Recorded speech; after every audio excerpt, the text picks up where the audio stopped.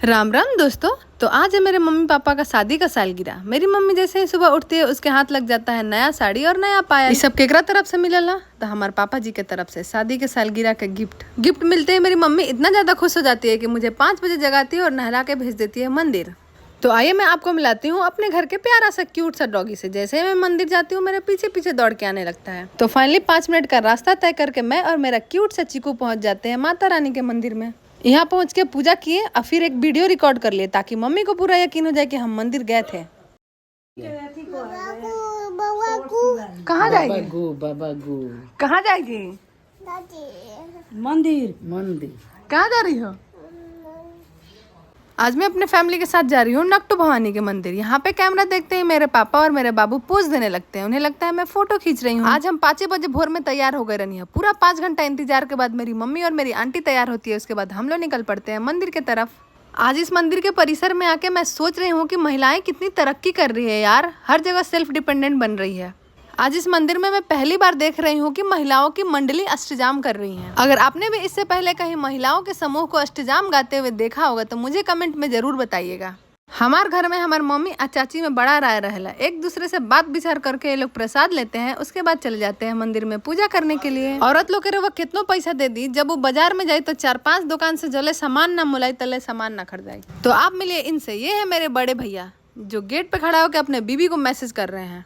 मतलब यहाँ के हर 10 मिनट में भौजी के समाचार पूछत रहे नहीं। फाइनली मुझे मिल जाता है मेरे पूरे 5 घंटे इंतजार का फल, यानी माता रानी का दर्शन हो जाता है। माँ नकटू भवानी का इतिहास भी बड़ा अनोखा है। कहते हैं कि माता रानी खुद ही प्रकट हुई थी यहाँ। आप में से जो माँ नकटू भवानी का दर्शन नहीं किया है वो मेरे वीडियो में देख सकता है। यहाँ हमार मम्मी बुढ़िया दादी की तरह आंचर में फूल बांध लेता नहीं, अब पूजा करे लगता नहीं।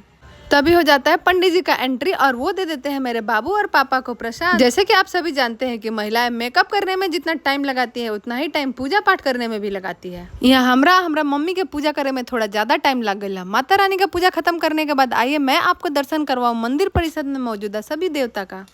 हिंदुस्तान में आस्था में विश्वास रखने वाले लोगों की कमी नहीं है। इस बात का अंदाजा आप इस पेड़ में बंधे रक्षा सूत्र से लगा सकते हैं। आजकल लोगों के लिए स्पेशल सुविधाएं बनी है, जैसे यहाँ नारियल फोड़ने का स्थान तो कहीं जल चढ़ाने का और कहीं अगरबत्ती लगाने का भी अलग अलग जगह बना दिया गया है।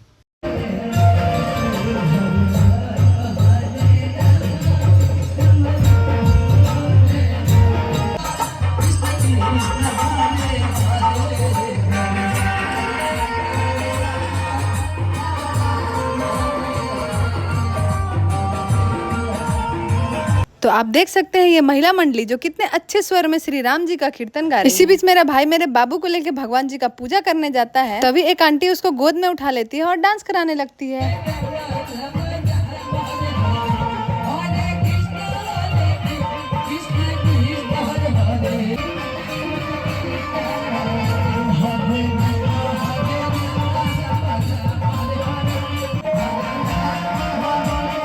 तो यहाँ पे मेरी बाबू भी बड़ा कंफर्टेबल होकर उनके साथ डांस कर रहे थे। इसी बीच मेरी मम्मी उन लोगों को पैसा देने लगती है ताकि उनके चंगुल से बाबू को रिहा किया जा सके।